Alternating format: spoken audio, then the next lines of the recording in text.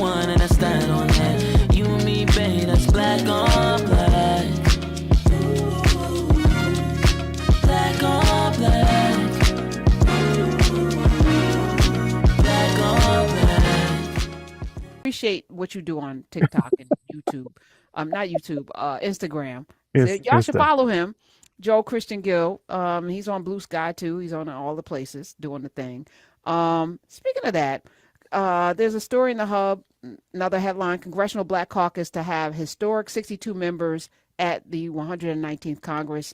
They announced today that they will have it's history. This number of people. In total, there are 67 Black people who will participate in this session. 5 of them are Republicans who are not part of the Congressional Black Caucus, also known more simply as the CBC, of course. So Greg Meek said, we've always been the conscience of the Congress, and that's no matter who's in charge. We will try to work with the folks where we can, but we call them out also. And now we have more of these leaders, so we can call truth to power to make sure that the voices of the voiceless are heard. I'm going to say something. I need to know. Having more Black people in Congress does not mean that more Black people are going to have better outcomes in their communities. No. So I'm going to need to know not just what their agenda is, but what is our agenda for the people that we send that are part of this conclave. They throw great parties, I hear. Oh, yeah. Great conferences, a lot of great speaking going on. But it's accountability. It's accountability time. Yeah.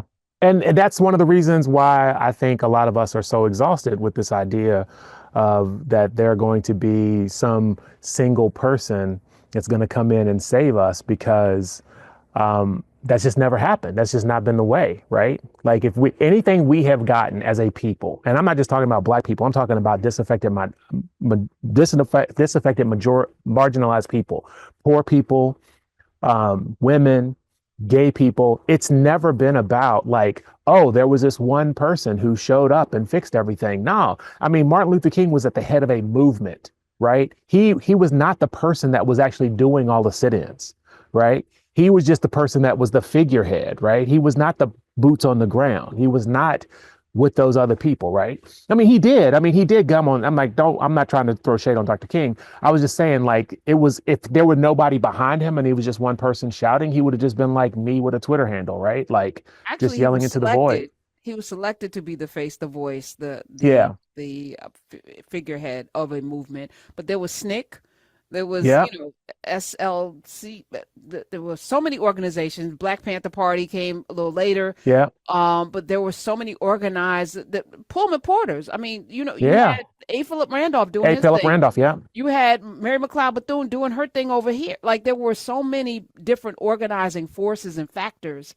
And we need to get back to that, right? The early part of the 20th century and the socialist movement, which was problematic in the ways that they dealt with race. But the thing that we should realize is that they were really fighting for working people, the Wobblies. And what did the government do? What the progressives do? Destroyed them, right? FDR took some of their policies and put them in. It's like, see, you don't need socialism. We'll give you some Social Security, and we'll give you a 5-day work week. And we'll get minimum wage in, except for if you're Black and in the South. We'll give you all of these things, right? But they don't go far enough, right? They just appease us, and that's the problem that we're having. Is that we have to be in communities that value, like, you have to think to yourself as a human, right? And I'm not religious, but if you're religious, this is definitely a Christ thing. Like, what is your responsibility to your fellow people? Is it just to yell at them that they shouldn't be gay, or is it to make sure that they have food and clothes, right?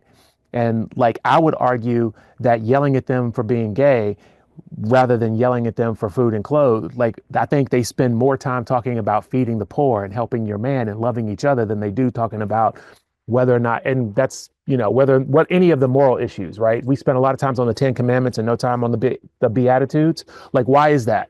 Why is that the thing, right? And it's because in this country, we have to recognize capitalism is the God that we worship, and it's not humanity. It's not collective action. And if that's the case, then we should withdraw and we should basically focus on individual communities, smaller communities, and broaden your close circle and make that circle bigger and bigger, and you'll affect more change than you will by trying to get at the top and sort of legislate from the bottom. Hashtag Nubia. Joel Christian Gill is here. Listen, this has always kind of been the vision. We're in a larger space and this, conglomerate, but we've carved out our folk, and it's a beautiful thing. And I love being here.